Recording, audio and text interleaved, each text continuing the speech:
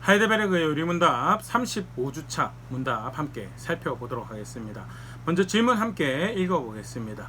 제96문답 질문: 하나님은 제2계명에서 무엇을 요구하십니까? 답: 하나님을 형상으로 절대 나타내지 않을 것과 하나님이 말씀으로 명하신 것과 다르게 그분을 경배하지 않기를 요구하십니다. 제97문답 질문: 그러면 형상은 전혀 만들어져서는 안 됩니까? 답: 하나님은 어떤 방식으로도 형식화될 수 없고 되어서도 안 됩니다. 피조물은 형상화될 수 있겠지만 하나님은 피조물을 경배하거나 그 형상을 통해 하나님을 경배하려고 피조물의 형상을 만들거나 소유하는 것을 금하십니다. 제98문답 질문: 일반 성도들에게 책이 허용되는 것처럼 형상들이 교회에서 허용될 수 없습니까? 답: 안 됩니다. 우리가 하나님보다 더 현명한 척 할 수 없습니다. 하나님은 당신의 백성을 가르치시는데 말 못하는 형상이 아니라 당신의 살아있는 말씀의 선포로 하시고자 합니다. 10계명, 2계명에 관하여서 가르치는 바를 간략하게 요약하여 소개하고 있는데, 오늘 이 부분 함께 생각해 보도록 하겠습니다. 우리가 교회와 성도의 선행에 대해서 쭉 함께 살펴보고 있었는데요. 무엇이 선한가, 무엇이 의로운가, 그 기준이 되는 것이 무엇인가라고 할 때 하나님 말씀이죠. 각자 이미 선하다라는 기준들을 가지고 있습니다. 실제로 그것을 가지고 판단하는 경우가 많지요.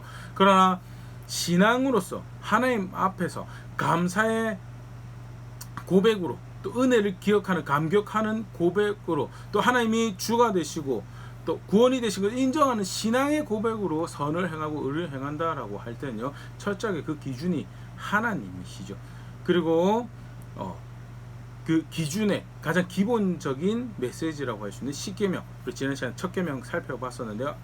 나 외에는 다른 신 내게 두지 말라는 두 번째 계명이죠. 출애굽기 20장 4절에서 6절 말씀 보면요, 너를 위하여 새긴 우상을 만들지 말고 또 위로 하늘에 있는 것이나 아래로 땅에 있는 것이나 땅 아래 물속에 있는 것을 어떤 형상도 만들지 말며 그것들에게 절하지 말며 그것들을 섬기지 말라.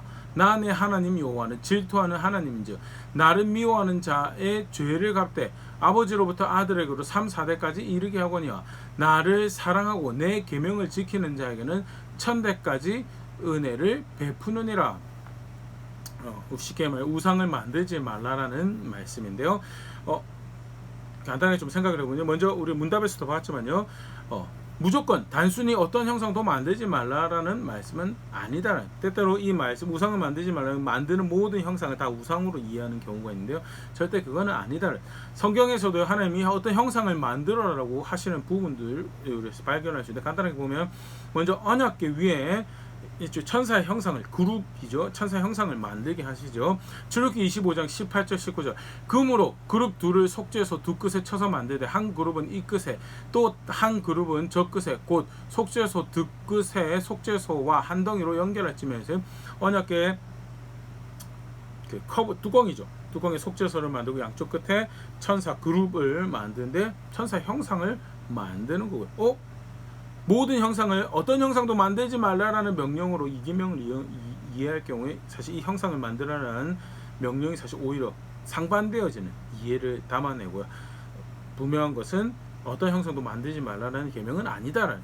지성소 휘장 같은 경우에도 그룹에 천사의 문양이 들어갑니다. 출애굽기 26장 31절 너는 청색, 자색, 홍색 실과 가늘게 꼰 배실로 짜서 휘장을 만들고 그 위에 그룹들을 정교하게 수놓아서 그룹들을 이제 그 휘장에 새기는 이 말씀을 주시는데, 이 역시 마찬가지 형상이 만들어지는 것.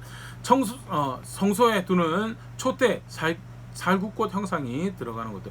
출애굽기 25장 33절 이쪽 가지에 살구꽃 형상의 잔셋과 꽃받침과 꽃이 있게 하고 저쪽 가지에도 살구꽃 형상의 잔셋과 꽃받침과 꽃이 있게 하여 등잔대에서 나온 가지 6을 갖게 할지면서 촛대에 살구꽃이 꽃받침 형상이 들어가죠. 굉장히 많이 들어갑니다. 정황상 볼 때. 그럼에도 불구하고 그것을 만들라고 명령하신 것, 우상을 만들지 말라고 하는 것은 어떤 형상도 만들지 말라는 말씀 절대 아니다라는 것. 모세의 노뱀 같은 경우는 민수기 21장 8절 9절 여호와께서 모세에게 이르시되 불뱀을 만들어 장대 위에 매달아라. 물린 자마다 그것을 보면 살리라. 모세가 노뱀을 만들어 장대 위에 다니 뱀에게 물린 자가 노뱀을 쳐다본 즉 모두 살더라. 뱀의 형상을 만들어서 하나님의 순종하는 자에게 구원을 베푸시는 일종의 한 상징으로 사용을 하시죠. 어떤 형상으로도 만들지 말라고 했을 경우에 모세에게 뱀의 형상을 만들어라고 하면서 굉장히 이율배반적인 명령이 되는데요.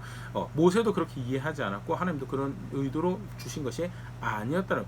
그러면 형상을 만들지 말라라는 것은 무엇을 의미하는가라고 할 때 우리가 본 무문답에서 요약에 설명했던 것처럼 하나님을 빗대어서 어떤 형상도 만들지 말라는. 사실 대표적인 예로 볼 수 있는 것이 금송아지죠. 아론이 만들었던 금송아지, 여로보암이 만들었던 금송아지가 사실 이 우상에 해당한 대표적인 건데요. 사실 어떤 신상을 만드는 것을, 다른 신을 섬기는 것을 걸러내는 거면 이미 1계명에서 나 외에 다른 신을 두지 말라라는 것은 이미 거기서 다 걸러졌습니다. 다른 신을 만들어내는 것은요. 그러면 하나님을 섬긴다라고 할 때 2계명에 와서 우상 숭배를 하지 말라라는 거죠. 출애굽기 32장 4절 5절 아론이 만든 금송아지인데요. 아론이 그들의 손에서 금고리를 받아 부어서 조각 칼로 새겨 송아지 형상을 만드니 그들이 말하되 이스라엘아 이는 너희를 애굽 땅에서 인도하여 낸 너희의 신이로다 하는지라. 아론이 보고 그 앞에 제단을 쌓고 이에 아론이 공포하여 이르되 내일은 여호와의 절일이니라 하세요. 아론이 모세가 시내산에 올라가서 계명을 받는 동안에 이제 시간이 지나니까 죽었는지 사는지 모르겠다라고 우리에 의해서 신을 만들어내라라고 백성들이 청하고 아론이 무슨 신을 만들어내? 애굽 땅에서 인도하여 낸 너의 신이라고 만들어냅니다. 쉽게 말해서 여호와라고 10가지 재앙으로 너희를 건져내시고 홍해를 가르고 너희를 인도해내시고 만나를 주시고 말했을 물을 먹을 물로 바꿔주시고 아말렉을 물리치시고 광야의 여정에 걸어서 시내산 이곳까지 인도해 오신 그 하나님을 만들어낸 거예요. 그리고 그를 예배하는 날을 뭐라고, 그 송아지 예배하는 날을 뭐라고 5절에 여호와의 절일이라고. 쉽게 말해서 여호와라는 금송아지를 만들어내고 여호와를 섬기는 날을 만들어낸 거예요. 그리고 금송아지를 향해서 이야기하면서 여호와께 예배한다라고 이야기를 하는 거고요. 그 금송아지는 뭐예요? 자기들이 경험한 바에 의거한 여호와라는 신을 만들어낸 거예요. 자기들이 이해를 쫓아서요. 그 뭐라고 하겠을까요? 자기들이 섬기면서 우린 여호와를 섬긴다라고 했겠죠.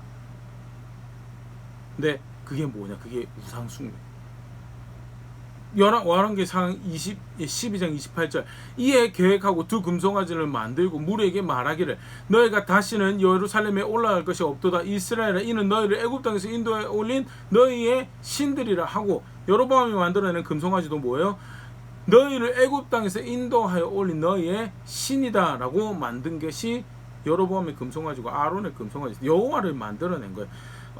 사실은 이제 선지서나 열왕기상 역대기 보면 거기서 우상은 이제 두 가지 표현을 혼용해서 사용을 합니다. 다른 신을 지칭한다는 표현에서 우상이 등장하기도 하고요. 여호와는 빗대어서 만든 것도 등장을 하는데요.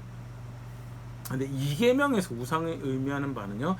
1계명에서 다른 신을, 아까도 얘기했던 1계명에 다른 신을 섬기는 것은 이미 제재가 되었어요. 2계명에서 우상은요. 여호와 하나님을 빗대어서 만들어낸 거예요.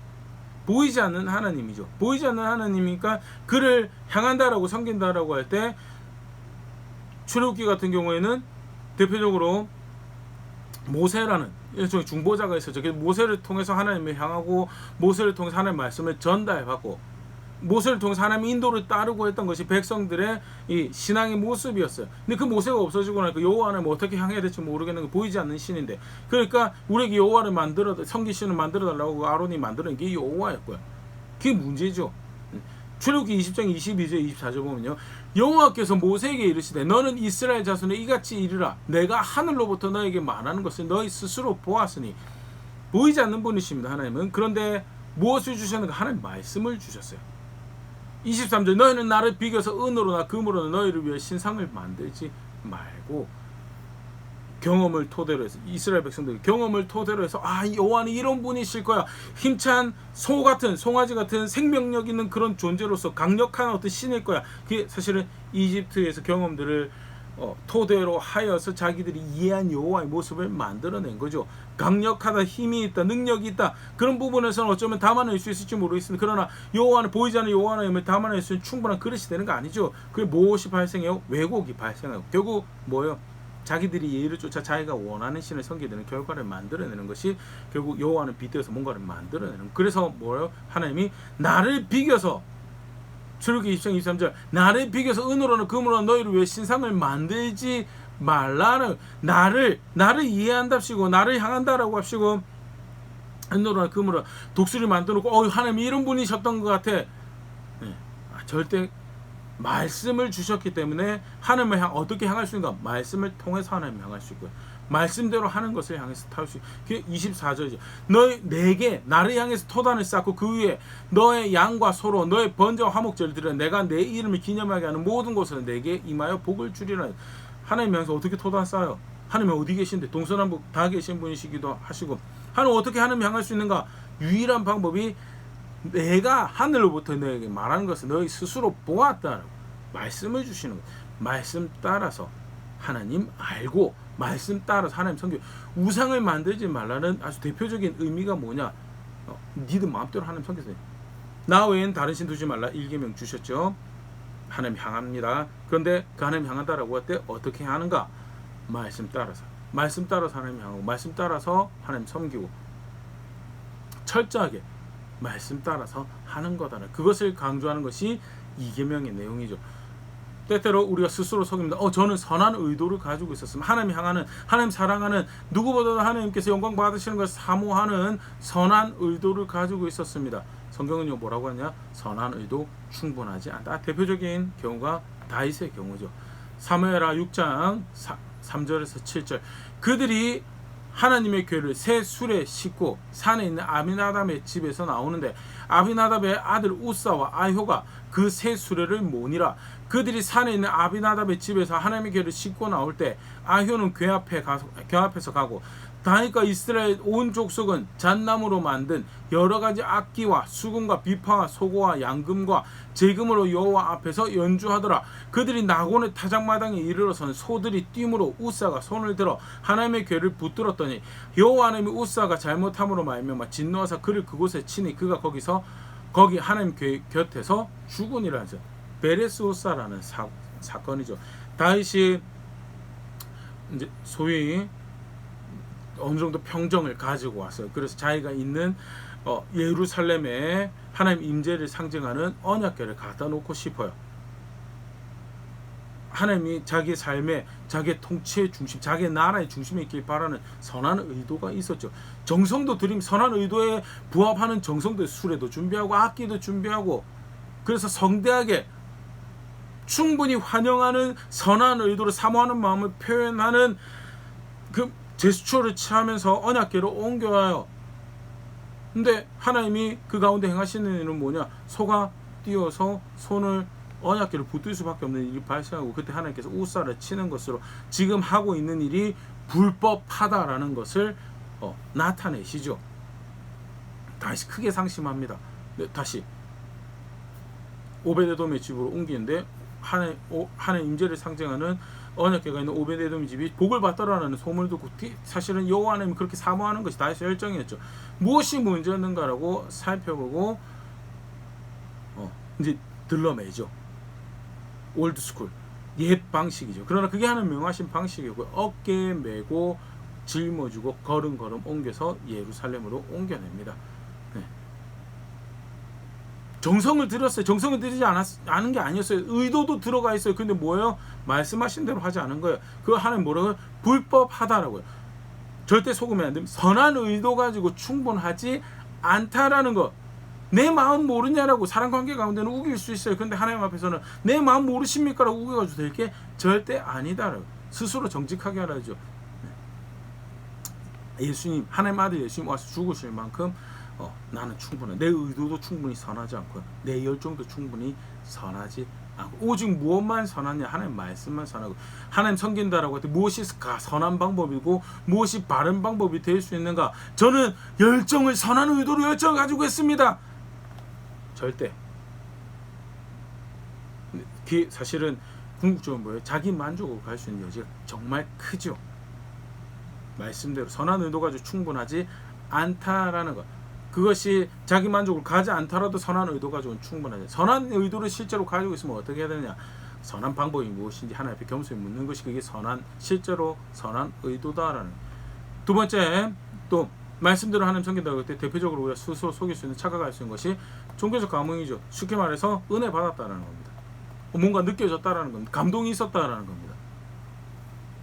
레위기 10장 1절 2절 아론의 아들 나답과 아비후가 각기 향로를 가져다가 여호와께서 명령하시지 아니하신 다른 불을 담아 여호와 앞에 분향하였더니 불이 여호와 앞에서 나와 그들을 삼키매 그들이 여호와 앞에서 죽은지라. 아론의 아들 나답과 아비후가 다른 불로 제사를 하려고 해요. 왜 다른 불로 제사를 하려고 했을까요? 이렇게 때 본문 안에 첫 번째 추정해 볼 수 있는 것이요. 그 다음에 술 마시고 하는 거에 대해서 금지하는 발언을 하시거든요. 그래서 술이 취해서 실수한 거다라는 추정을 우리가 하나 할 수 있습니다. 그러나 또 하나 우리가 눈여겨서 볼 수 있는 게 그 앞에 어떤 일이 있었냐면 아론과 나답과 아비후, 그러니까 최초의 이제 제사장들이죠. 그들이 말씀하신 대로 제물을 가지고 하나님 앞에 제사를 할 때 하늘로부터 불이 떨어져서 그것을 받는 놀라운 장면이 연출이 되고 감격이 있고 감흥이 있었어요. 감동이 있었어요. 그러니까 그들이 쉽게 말해서 다른 불로 제사를 하는 것이요, 뭐 다른 것을 연출하는, 그래서 뭘 결국 만드는 종교적 감동을 만드는 종교적 감흥을 만드는, 소위 감격이 있었습니다. 은혜를 받았습니다. 신선한 어떤 감흥이 있었습니다라는 것을 연출하려고 시도했던 거고요. 근데 그게 명령하신 불이 아니었어요. 의도하신 불이에요. 그 하나님은 어떻게 그들을 태워서 죽이고요.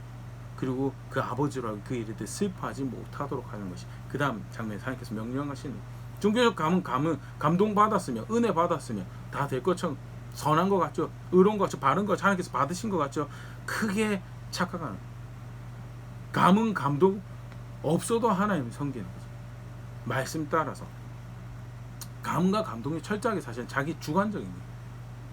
물론 객관적으로 하나님께서 베푸신 구원의 은혜를 목도할 때 그거는 감격을 자아내 사랑하는 마음을 열정을 이끌어내죠. 그럼에도 불구하고 반응이 결국 내 몫이기 때문에 그 감흥이라는 것은 그로 인해서 발생하는 감격이나 열정이라는 것은 굉장히 주관적일 수 있는. 근데 종교적 감흥이 실제로 사실은 많이 그 기준이 돼요. 그래서 어떤 집회에 참석하거나 어떤 간증을 들었거나 가지고 거기에 뭔가 감흥이 있었으면 분별하기가 굉장히 힘들어지는 것들을 사실 보게 됩니다. 그거 괜찮던데, 그거 감동이 있던데, 은혜가 있던데.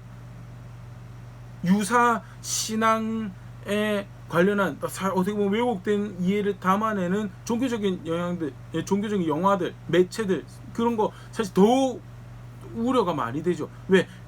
일단 감흥을 받아버리면, 소위 은혜라는 걸 감동을 받아버리면 분별하기 참 어려워져. 그거 그래도 감동이 되던데, 눈물 한번 흘려버리고 나면 그게 내 마음을 울리던데 하면서 그 분별이 잘 안 되는 경우들을 보고, 종교적 감흥 충분하지 않아요. 나답과 아비후가 타 죽는 이 사건에서 하나님께서 바라시는, 분명히 확인하시는 것은 하나님을 향하는 것은, 하나님을 섬긴다는 것은 명령하신 대로, 그게 감흥을 덜 일으킬 수도 있어요. 감동이 덜할 수도 있고, 그래도 그것이 명령하신 방법이라면 그것대로 해서 정직하게 하나님 앞에 서는 것이, 그렇게 해서 정직하게 하나님을 향하는 것이, 그게 신앙이고 하나님을 섬기는 것이, 그게 기준이다. 선한 의도도 충분하지 않고요, 종교적 감동도 은혜 받았다고 하는 것도 충분하지 않다라는 거예요. 종교적 감과 유사한 것이 있는데 소위 영적이다라고 하는 거예요. 우리도 사실 한국적인 배경에서 샤머니즘, 토테미즘적인 그런 종교적인 이해들, 영적인 세계에 대한 이해들이 있죠. 그걸 통해서 뭘 만드는 미신적인 것들을 고안을 해내요. 대표적인 게 부적을 쓰던 버릇에서 십자가 갖다 놓으면 하나님 임재가 거기 있을 것처럼, 하나님 보호가 가호가 거기 있을 것처럼 그런 식으로 안 사용하는 경우도 있습니다. 방에다 자기 집 거실에 십자가 걸어놓고 볼 때마다 이 가정의 주인 되신 분이 예수님이십니다. 그 앞에 우리가 부끄럽지 않게 살아요. 그것을 기억하는 도구라면 충분히 좋습니다. 그러나 미신적인 모습으로 사용하는 경우들이 많이 있어요. 그 대표적인 성경에서 말하는 하나님을 섬기는 것이, 하나님을 의지하는 것이 아닌 미신적인 방법, 소위 자기들의 전통에서 관습에서 이어오던 영적인 것으로 하나님을 향하려고 하는 거, 그거 절대 하나님 섬기는 거 아니다라고. 자기는 착각해요. 영적인 거더라고. 근데 성경에서 말하는 하나님이 의도하신 영적인 거에 대해서 정직하게 봐야 돼. 하나님 의도하신 영적인 거요. 그러므로 형제들아 하는 내가 하나님 모든 자비하심 너희를 권하노니 너희 몸을 산 제사로 하나님께 드리라. 이것이 하나님 받으실 만한 영적인 제사다라는, 그게 하나님 말하는 영적인 제사죠. 영적인 거죠. 삶으로 하나님 기뻐하시는 거룩한 산 제물을 드리는 것, 삶으로 하나님 받으실 만한 예배를 드리고, 삶으로 거룩하고 정결한 길. 그래서 뭐요? 마음을 새롭게 해서 하나님 온전하시고 기뻐하시고 선의 뜻이 무엇인지 분별하도록 하라는 그 첫 번째 스텝으로 이야기되는 거지. 그게 성경에서 말하는 영적인 것이죠. 미신적인 거 고안해내 가지고 하나님 섬긴다라고 한 거예요. 예. 대표적인 모습 성경에서 보일 수 있는 것이 모세의 노뱀을 섬긴 거죠. 노뱀 만들어서 하나님께서 치유하시고 구원을 베푸셨습니다. 나중에 오실 예수님을 상징하는 한 모습이기도 하고요. 그러나 상징이죠. 그 당시 모세가 광야를 지날 때 하나님께서 그 사건에서만 사용하신 은혜의 수단이었어요. 근데 그걸 지속적으로 뭐예요? 그게 마치 과거에 그랬기 때문에 우리 영적인 관습 아래서 그건 영적인 것을 이해되고 그것을 향하는 것이 하나님이 향하는 어떤 통로가 될 것처럼, 그게 언제까지 내려오냐? 히스기야까지 내려온. 열왕기하 18장 4절. 그가 여러 산당들을 제거하며 주상을 깨뜨리며 아세라 목상을 찢으며 모세가 만들었던 노뱀을 이스라엘 자손이 이때까지 향하여 분양함으로 그것을 부수고 누 수단이라 일컬었더라. 미신적인 고안. 하나님 노뱀 그거 향해서 제사하고 그걸 향해 섬기라고 한 적, 그걸 향해 분양하라고 한 적 한 번도 없어요. 그런데 경험에 의해서, 전통에 의해서, 관습에 의해서 자기가 이해하는, 자기가 생각하는 영적이다라고 하는 거에 대해서 그냥 그렇게 따라가는 거예요. 미신적인 고안, 스스로 어떤 그럴싸한 영적인 거 만들어내는 거, 그것도 하나님 섬기는 거 절대 아니다. 마지막으로요, 하나님 섬기는 것은요 자기 자신을 기쁘게 하는 것이 아니다. 그렇기 때문에 결국 더욱더 임의의 영적인 것, 임의의 종교적인 감흥, 임의의 선한 의도 다 아니고요, 자기 자신도 기쁘게 하는 것이 아니기 때문에 하나님 향한다고 할 때 철저하게 하나님 말씀 따라서 하나님 향, 그렇게 하나님 알고 그렇게 하나님 섬기는 게, 그게 우상을 만들지 말라라고 말씀하신 것을 규정하신 신앙의 모습이죠. 사무엘상 15장 22절 23절. 사무엘이 이르되 여호와께서 번제와 다른 제사를 그의 목소리를 청종하는 것을 좋아하신 같이 좋아하시겠나이까. 순종이 제사보다 낫고 듣는 것이 수량의 기름보다 나으니 이는 거역하는 것은 점치는 죄와 같고 완고한 것은 사신 우상에 절하는 죄와 같음이라. 왕이 여호와의 말씀을 버렸으므로 여호와께서도 왕을 버려 왕이 되지 못하게 하셨나이다 하니, 사울이 하나님께서 아말렉을 치라고 하죠. 단순히 국가 간의 전쟁을 또는 정치적인 전략을 주신 것이 아니었죠. 과거 광야에서 이스라엘 내 백성을 멸시하고 괴롭힌 것에 대한, 그렇게 나를 존중하지 않은 아말렉에 대해서 내가 너를 통하여 나의 심판을 내리겠다라고 하신 하나님의 선택이었고요. 사울이 신벌이 되는, 어떻게 보면 영광스럽고 어떤 것보다도 거룩해야 되고 정의로워야 되는 그런 사실은 자리가 지금 사울의 자리에서 하나님께서 그 명령을 주셨고요. 그런데 그 자리에서 사울이 하나님 명령도 하지만 나의 관심과 나의 흥미, 나를 섬길 수 있는 길이 없을까? 그걸 사람 늘 그래요. 어떤 선택에서든지 하나님 섬긴다고 하면서 이것을 내가 어떻게 영광받을 수, 이것을 어떻게 내가 높임 받을 수 있고 내가 칭송 받을 수 있을까? 내가 이익을 볼까에 대해서 이 선택 가지고 나를 고민하는 것. 굉장히 사실 사울의 모습뿐만 아니라 우리 사람의 모습이죠. 오늘 나의 모습이고. 근데 그렇기 때문에 선택했던 것이 뭐예요? 온전하게 순종을 할 수 없는, 말씀 따라서 할 수 없는 것, 결과가 나오더라. 결과적으로 아각 살려주고요. 결과적으로 백성들에게 인정받고 사랑받고 칭송받을 수 있는 동물들 살려놓고요. 멋지게 승리의 퍼레이드를 했겠죠. 아각을 묶고 오고, 그리고 사람들 칭송받고 꽃가루도 받고, 그 당시 모습은 아니지만 나중에 후대 로마나 이런 당시에 칭송받는 황제나 전쟁에 승리했을 때 모습들을 연상해 보면 비슷한 것을 사울이 이렇게 의도했던 것이 아닌가 생각해 볼 수 있는데요. 결국 결과적으로 뭐냐? 하나님 말씀에 순종을 못하고요, 사무엘을 통해서 책망하십니다. 굉장히 극단적으로 말씀하시면서 번제와 다른 제사를 목소리 청종하시면 좋아하신 같이 좋아하시겠나요? 순종이 제사보다 듣는 것이, 하나님 번제 명령하신 거예요. 제사 명령하신 거죠. 그런데 그런 외향적으로 드러나는 것보다 더 본질적으로 번째 왜 하죠? 다른 제사가 왜 하죠? 명령하신 거 순종하기 때문에.